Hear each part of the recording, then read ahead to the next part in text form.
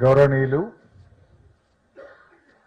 ప్రజల మనసెరిగి పనిచేసే మీ అభిమాన నాయకుడు స్థానిక శాసనసభ్యులు మాజీ మంత్రివర్యులు గౌరవనీయులు మల్లారెడ్డి గారికి, గౌరవ శాసనసభ్యులు మిత్రులు లక్ష్మారెడ్డి గారికి, రాగిడి లక్ష్మారెడ్డి గారు, ఎర్రోల శ్రీనివాస్ గారు, సంజీవ్ రెడ్డి గారు, బుచ్చిరెడ్డి గారు, చక్రపాణి గారు, ముఖ్యంగా 3 కాలనీల అధ్యక్షులు సంతోష్ రెడ్డి గారు, స్వామి గారు, స్వప్న గారు, అమరేందర్ గారు, లడ్డూబాయి గారు, ముఖ్యంగా హేమానగర్, లక్ష్మీ గణపతి కాలనీ, మనం ఎక్కడైతే ఉన్నామో ఈ తిరుమల మిడోస్ కాలనీకి చెందినటువంటి అన్నదమ్ముళ్ళు, అక్కా చెల్లెళ్ళు, మీడియా మిత్రులు, బీఆర్ఎస్ కుటుంబ సభ్యులు అందరికీ పేరు పేరున నమస్కారం.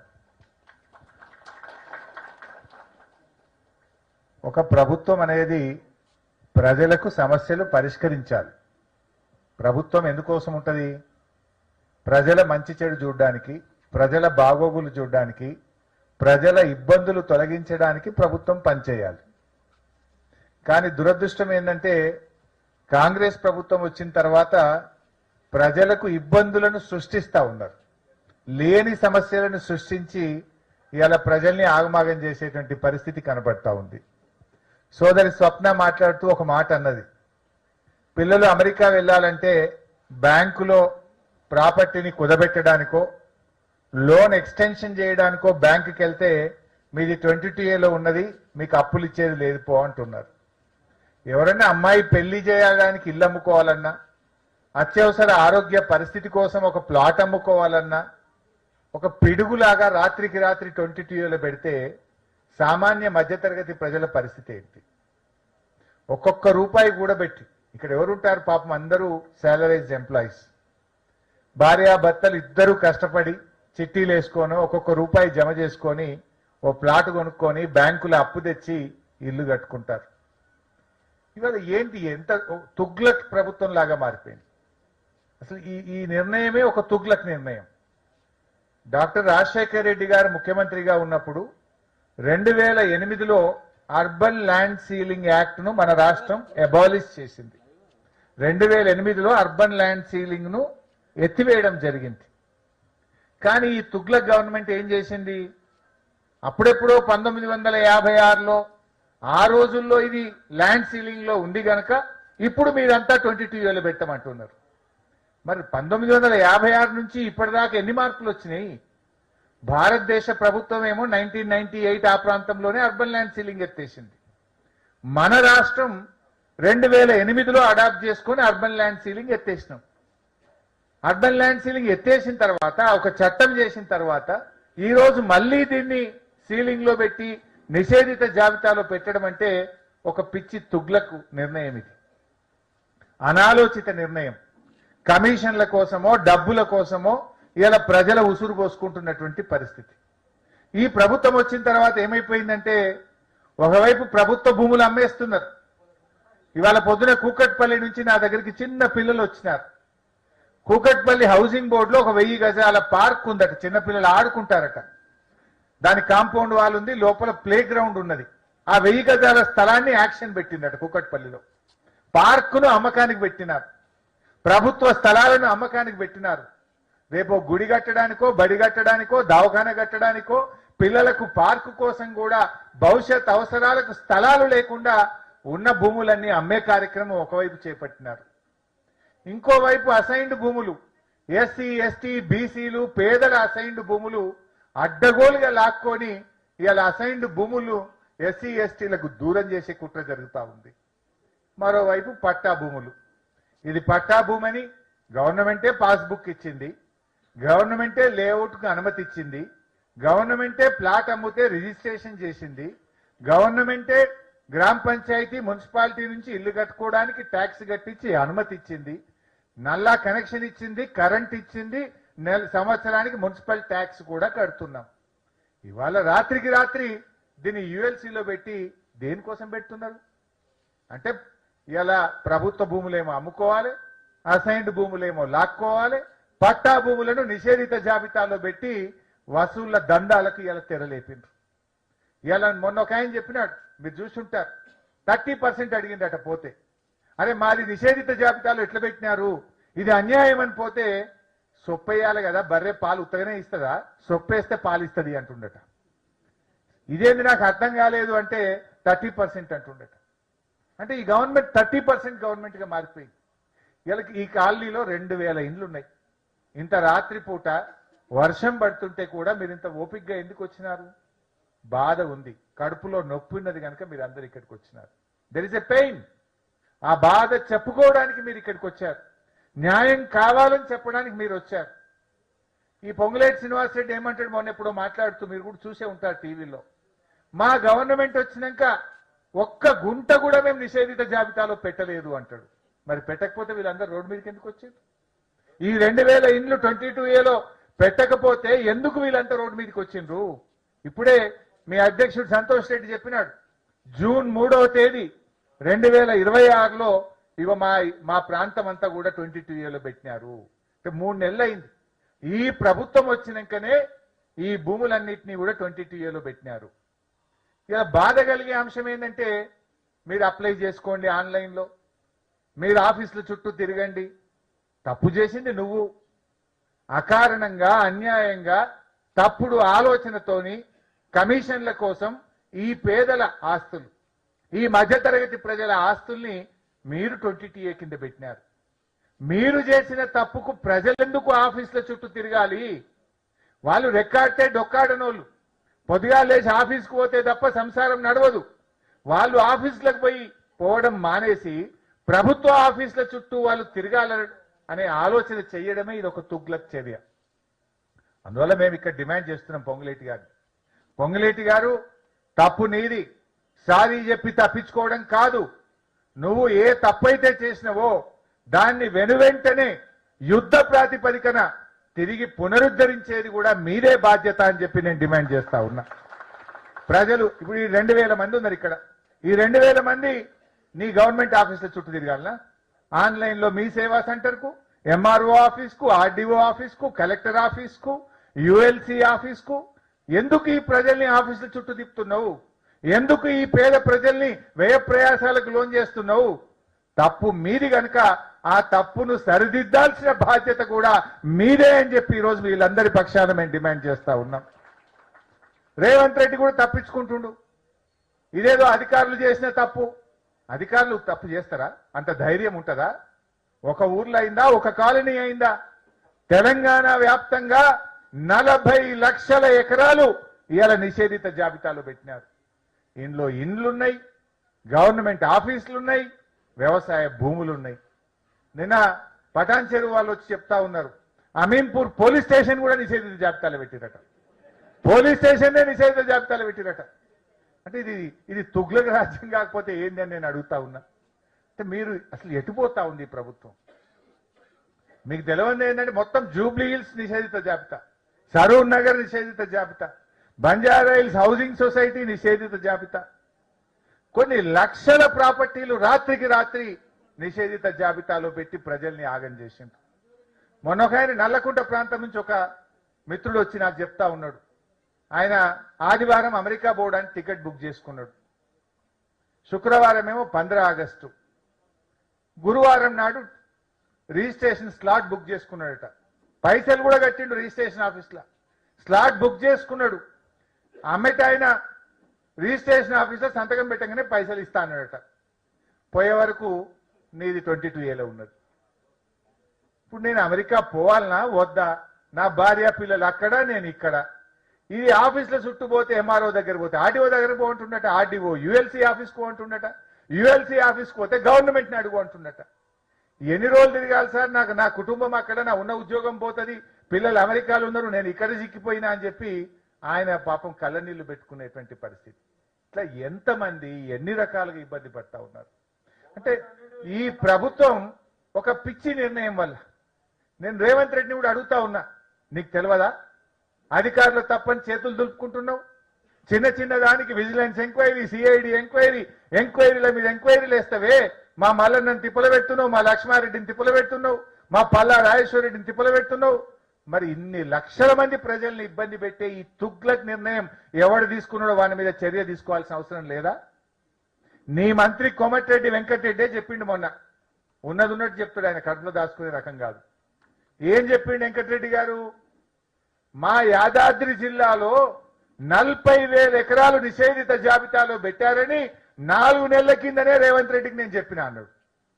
మరి నీకు 4 నెలల కిందనే తెలుసు కదా, నీ మంత్రే నీకు చెప్పిండు 4 నెలల కింద. ఒక చిన్న యాదాద్రి జిల్లా, 33 జిల్లాలున్న తెలంగాణలో ఒక్క యాదాద్రి జిల్లాలోనే 40,000 ఎకరాలు నిషేధిత జాబితాలో పెట్టిందంటే ఒక ముఖ్యమంత్రిగా రివ్యూ చేసి దీన్ని పరిష్కరించాల్సిన బాధ్యత నీకు లేదా? అంటే మీరిద్దరు కుమ్మక్కైంది. A1 Revanth Reddy, A2 Ponguleti Srinivasa Reddy. మీరిద్దరు కలిసి 30% వసూళ్లు చేస్తుంది కనుకనే ఈ సమస్య ఇంత దూరం వచ్చింది. నీకు ఎప్పుడైతే కోమటిరెడ్డి గారు 4 నెలల కింద చెప్పిండో ఆ రోజే నువ్వు నిర్ణయం తీసుకొని ఉంటే, ఆ రోజే రివ్యూ చేసి అధికారులను హెచ్చరించి ఉంటే ఈ ప్రజలు రోడ్ల మీదకి రావాల్సిన అవసరం ఉండేదా అని నేను అడుగుతా ఉన్నా. ఇలా ప్రజల్ని ఇబ్బంది పెట్టా ఉన్నారు మీరు అనవసరంగా. ఆనాడు కేసీఆర్ గారు ప్రజలకు మేలు జరగాలని చెప్పి ప్రజల కోసం ఎన్నో కార్యక్రమాలు చేసినారు. కానీ ఈ ప్రభుత్వం వచ్చిన తర్వాత రకరకాల సమస్యలు సృష్టిస్తూ ఇవాళ ఇబ్బందులు సృష్టిస్తా ఉన్నారు. నేను ఈ 3 కాలనీల గురించి, ఈ 3 కాలనీలే కాదు, రాష్ట్ర వ్యాప్తంగా నిషేధిత జాబితాలో భూములు పడి ఇబ్బందులు పడుతున్న ప్రజల పక్షాన ఈ ప్రభుత్వానికి సూటిగా ఒకటే చెప్పదలుచుకున్నా, తక్షణమే ఈ సమస్య పరిష్కరిస్తారా, ప్రజల పాదాల కింద నలిగిపోతారా తేల్చుకోవాలని చెప్పి కూడా ఈ ప్రభుత్వాన్ని నేను హెచ్చరిస్తా ఉన్నా. ఇలా ఢిల్లీలో ఏమైందో మనం చూసినాం. నీట్ పరీక్షా పత్రం లీక్ అయితే యువత అంతా ఢిల్లీ చుట్టుముట్టే ధర్మేంద్ర ప్రధాన్ రాజీనామా చేయాల్సి వచ్చింది. ఇప్పుడే ప్రజలు రోడ్ల మీదకి వచ్చే పరిస్థితి వచ్చింది. నువ్వు ఇంతకాలం నువ్వు స్కాములు చేసినా, అవినీతి చేసినా ప్రజలు భరించిండ్రు, ఓపిక్గా టైం కోసం ఎదురు చూసిండ్రు. కానీ ఇలా పరిస్థితి ఏంటంటే ప్రజల ఆస్తులు లాక్కునే పరిస్థితి వచ్చింది. ప్రజలు తమకు ఎంతో కష్టపడి జీవితమే ఈ ఇల్లు అని చెప్పి ఒక ఇల్లును ఒక కలలాగా ఎంతో కష్టపడి చేసుకుంటారు. ఇవాళ వాళ్ళు పొంగులేటి, రేవంత్ రెడ్డి ఇద్దరు ఒక మాట చెప్తుంటారు, మేము రియల్ ఎస్టేట్ వ్యాపారులు. రేవంత్ రెడ్డి మాట్లాడితే రియల్ ఎస్టేట్ నాకు బాగా తెలుసు అంటాడు. పొంగులేటి శ్రీనివాసరెడ్డి బాగా కాలనీలు కడుతుండు, అపార్ట్మెంట్లు కడుతుండు హైదరాబాద్ లో, ఆయన కూడా ఒక రియల్ ఎస్టేట్ వ్యాపారి. ఇలా కాంగ్రెస్ హైకమాండ్ రాహుల్ గాంధీ గారు నేను అడుగుతా ఉన్నా, ఈ రియల్ ఎస్టేట్ వ్యాపారుల చేతుల్లో ఈ రాష్ట్రాన్ని పెట్టి ముఖ్యమంత్రిని, రెవెన్యూ మంత్రిని రియల్ ఎస్టేట్ వ్యాపారులను చేస్తే ఈ రియల్ ఎస్టేట్ వ్యాపారులు వాళ్ళ 30% కోసమో వాళ్ళ వ్యాపారాల కోసమో ఈ రాష్ట్ర ప్రజలకు కన్నీళ్లు పెట్టిస్తుంటే ఈ కాంగ్రెస్ హైకమాండ్ రాహుల్ గాంధీ గారు మీరు చోద్యం చూస్తున్నారా? మీకు బాధ్యత లేదా రాహుల్ గాంధీ గారు? ఈ రాష్ట్రంలో ఇన్ని లక్షల మంది హైదరాబాద్ లో ప్రజలు బాధపడుతుంటే మీ హైకమాండ్, మీ కాంగ్రెస్ పార్టీ మరి వీళ్ళను గట్టిగా మొట్టికాయ వేసి సరి చేయించాల్సిన బాధ్యత ఇలా కాంగ్రెస్ హైకమాండ్ కు ఉందా లేదా అని చెప్పి కూడా నేను అడుగుతా ఉన్నా. వాళ్ళు అనుకుంటున్నారు మాకు రియల్ ఎస్టేట్ బాగా తెలుసని. మీ ఇద్దరికి రియల్ ఎస్టేట్ తెలియవచ్చు, కానీ బీఆర్ఎస్ పార్టీ నాయకులకు పోరాటాలు బాగా తెలుసు, మెడలు వంచడం బాగా తెలుసు. ప్రజల కోసం మేలు చేయడానికి ఆనాడు కేసీఆర్ 14 ఏళ్లు పోరాడిండు, ఢిల్లీ మెడలు వంచి తెలంగాణ తెచ్చిండు. ఇవాళ మీరు కూడా మంచి మాట కొద్దీ ప్రజలకు ఇబ్బందులు తొలగించండి. నీకు 15 రోజులు పడుతుంది, నెల రోజులు పడుతుంది, దరఖాస్తులు పెట్టుండ్రి, సొప్పేయండ్రి, 30% ఇయ్యండ్రి, ఈ దుకాన్లు బంద్ చేయండి. తప్పు మీది. ప్రజలు రోడ్ల మీదకి రాకముందే, ప్రజలు తిరగబడక ముందే ఈ సమస్యను వెంటనే పరిష్కరించాలని ఈ 3 కాలనీల పక్షాన నేను ఈ ప్రభుత్వాన్ని కోరుతా ఉన్నా. మీరు కూడా ధైర్యంగా ఉండండి. గౌరవనీయులు మా మల్లన్న గాని, మా లక్ష్మారెడ్డి గారు గాని, మేమందరం కూడా మీ పక్షాన ఉంటాం. డెఫినెట్ గా ఈ ప్రభుత్వం తీస్తుంది. తీయకపోతే ఎంత దూరమైన పోతాం, అవసరమైతే ఎటువంటి పోరాటానికైనా, సెక్రటరియట్ ముట్టడికైనా బయలుదేరి మీ సమస్య పరిష్కరిస్తాం. మీరు మాత్రం ఈ 30% ఇచ్చుడో, సొప్పేసుడో, పాల్విండుడో మనకు అవసరం లేదు. మెడలు వంచి ఈ 22A తీయించే బాధ్యత మాది మాది అని మీకు తెలియజేస్తా ఉన్నా. ఎవరు భయపడాల్సిన అవసరం లేదు. This is your right, this is your right. ఇది మీ హక్కు, ఇది మీ ఆస్తి. మీ తాతలు, తండ్రులు మీరందరూ కష్టపడి సంపాదించుకున్న ఆస్తి. దీని మీద చెయ్యేసే హక్కు ఎవరికి లేదు. వేస్తే ఎవరు కూడా ఊరుకునే ప్రశ్నే లేదు. ఎందుకంటే ఇది ప్రజల యొక్క సొమ్ము. ఇలా మీరు ఏ తప్పు చేయలేదు. ఇది ప్రభుత్వ తప్పిదనం. ఇలా ప్రభుత్వమే తక్షణమే దీని మీద యాక్షన్ తీసుకోవాల్సినటువంటి అవసరం ఉంది. తీసుకుంటారని నేను నమ్ముతున్నా. ఒకవేళ తీసుకోకపోతే మాత్రం ఈ రాష్ట్రంలో కాంగ్రెస్ పార్టీ మాడి మసైపోతుంది అనే విషయం వాళ్ళు ఒకటి గుర్తుపెట్టుకోవాల్సిన అవసరం ఉంది. ఎందుకంటే ఇది స్పష్టంగా ఇవాళ ప్రజలకు అర్థమైపోయింది. ఇది ప్రభుత్వ తప్పిదనం. ఫైనల్ గా మేము కోరేది ఒక్కటే. ఇవాళ ఇందులో ఆన్లైన్ లో కూడా ఒకసారి చూపి బాబు, ఉన్నారా మా మిత్రులు? ఇవాళ వాస్తవానికి ఎంత కుట్ర అంటే భూభారతిలో నిషేధిత భూముల జాబితా కనబడకుండా మాయం చేసేసిండ్రు. మొన్నటిదాకా భూభారతిలో చూస్తే ఏముంటుండే, ప్రతి భూమి కూడా పేరు కనబడేది, ఆస్తి ఎవరిదో కనబడేది. అది ఒకవేళ 22A ఉంటే 22A ఉన్నది అని చూపించేవాళ్ళు. పాత చూపి, ఫస్ట్ పాత చూపి బాబు. ప్రశాంత్ పెట్టిందా? ఎస్, ఇది పాతది. గతంలో ఏ వ్యక్తి అయినా, ఏ పౌరుడైనా ఈ రాష్ట్రంలో డైరెక్ట్ గా మనం భూభారతి పోర్టల్కి పోయి చూసుకుంటే ఈ ఆస్తి ఎవరిది, మీదైతే మీ పేరు, ఒకవేళ నిషేధిత జాబితాలో ఉంటే ఈ భూమి నిషేధిత జాబితాలో ఉందని ఎవరైనా చూసుకునే అవకాశం ఉండే. కానీ ఇప్పుడు తప్పు చేసిండ్రు. ఇప్పుడు మొత్తం పోర్టలే మాయం చేసిండ్రు. ఇప్పుడున్న చూడండి. ఇప్పుడు ఆడికి పోతే ఏమైతుంది, this site is under review. మాయం చేసి పడేసిండ్రు. తప్పు చేయకపోతే సైట్ ఎందుకు మాయమైంది అని నేను అడుగుతా ఉన్నా. ఎందుకు రాత్రికి రాత్రి భూభారతి పోర్టల్ ను బ్లాక్ చేసిండ్రో ఈ రాష్ట్ర ప్రజలకు సమాధానం చెప్పాలని చెప్పి కూడా ఈరోజు నేను డిమాండ్ చేస్తా ఉన్నా. పోర్టల్ మాయమైపోయింది. రాష్ట్రంలో ఎవరైనా డైరెక్ట్ గా చూసుకునే యాక్సెస్ ఉండేది. ఏ భూమి ఎవరిది, ఈ సర్వే నంబర్ ఎవరిది, ఈ ఇల్లు ఎవరిది, ఈ ఎకరా భూమి ఎవరిదో చూసుకునే హక్కు ఉండేది. కానీ ఇప్పుడు రాత్రికి రాత్రి దాన్ని బ్లాక్ చేసిపోయింది. మొత్తం హైదరాబాద్ నగరమే మాయమైపోయింది భూభారతిలో. హైదరాబాద్ సిటీ యొక్క వివరాలే భూభారతిలో డౌన్లోడ్ చేసి పడేసిండ్రు. అంటే ఏం జరుగుతా ఉంది ఈ రాష్ట్రంలో?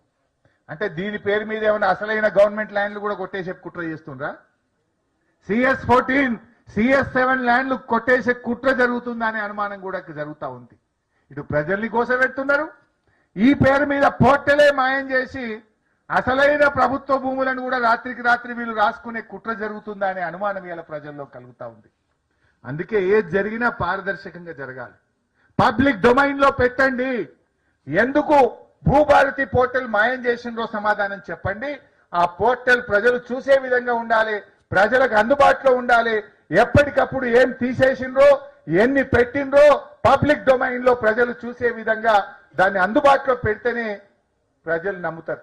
ఎందుకంటే మీ పరిస్థితులు, మీ తప్పుడు విధానాలు ప్రజలకు అర్థమైపోయినాయి. ఇవాళ ఈ పోర్టల్ మాయమైందంటేనే దీని ముసుగులో ఎన్నో విలువైన హైదరాబాద్ భూములు కొట్టేసే కుట్ర కూడా జరుగుతూ ఉంది. అందుకే పోర్టల్ మాయం చేసిండ్రు అనే డౌట్ వస్తా ఉంది ఇవాళ ప్రజల్లో. నువ్వు ఆన్లైన్లో పెట్టి చేయొచ్చు కదా, ఎందుకు మొత్తం హైదరాబాద్ నగరాన్ని భూభారతిలో మాయం చేసినావు? భూభారతిలో కనబడకుండా ఎందుకు చేసినావు? ఇది ఇవాళనే చేసిండ్రు. నిన్న కొంత చేసిండ్రు, ఇవాళ కొంత డౌన్లోడ్ చేసి పడేసిండ్రు. అంటే ఎంత గందరగోళం ఉందో ఇవాళ ప్రభుత్వం, ఎంత ఆగమాగంగా ఈ ప్రభుత్వం నడుస్తుందో మనం అర్థం చేసుకోవాల్సినటువంటి అవసరం ఉంది. బట్ ఏది ఏమైనా ఒక ప్రధాన ప్రతిపక్షంగా తెలంగాణ తెచ్చిన పార్టీగా ఈ తెలంగాణను, తెలంగాణ ప్రజల్ని కాపాడుకునే బాధ్యత మా మీద ఉంది. ఎవరు అధైర్యపడొద్దు, ఎవరు భయపడాల్సిన అవసరం లేదు. మేమున్నాం మీకు అండగా. ఇప్పుడు అసెంబ్లీ కూడా జరగబోతా ఉంది. ఈ అసెంబ్లీ సమావేశాల్లోపే ఇది పరిష్కరిస్తారు. ఎందుకు అనుకుంటున్నా అంటే రేపు అసెంబ్లీ నడవనిస్తాం. ఇది కాకపోతే మేము అసెంబ్లీ సెప్టెంబర్ మొదటి వారంలో అసెంబ్లీ పెడతారట. ఇంకా 10 రోజులున్నది అసెంబ్లీ. అసెంబ్లీ పెట్టేలోపు ఇవన్నీ పరిష్కారమై ప్రజలకు ఏ ఇబ్బంది లేకుండా చేయాల్సిందే. చెయ్యకపోతే అసెంబ్లీలో మా సత్తా ఏందో చూపిస్తాం బిడ్డ. అసెంబ్లీ ఎట్లా నడుస్తుందో కూడా చూస్తాం. అసెంబ్లీని స్తంభింపజేసి మీ మెడలు వంచి ప్రజల పక్షాన పోరాటం. అసెంబ్లీని జరగనీయం. అసెంబ్లీ నుంచి ఎట్టి పరిస్థితుల్లో కూడా కదలకుండా ఈ ప్రభుత్వం మీద ఒత్తిడి పెంచి మీకోసం పోరాడతాం అని చెప్పి కూడా మీ అందరికీ హామీ ఇస్తా ఉన్నాం. ఈ ప్రభుత్వం తేరుకోండి, తక్షణమే దీన్ని పరిష్కరించాలని చెప్పి కోరుతూ, ఎవరు అధైర్యపడొద్దు. మీ ఇంత వర్షాన్ని కూడా లెక్క చేయకుండా ఇంత రాత్రిపూట మేము 2 గంటలు ఆలస్యంగా వచ్చిన మీ సమస్య తీవ్రత ఉంది గనక, మీ కడుపులో బాధ ఉంది గనక మీరందరూ కూడా ఇక్కడికి వచ్చారు. మీ యొక్క ఇబ్బందులను మేము అర్థం చేసుకున్నాం.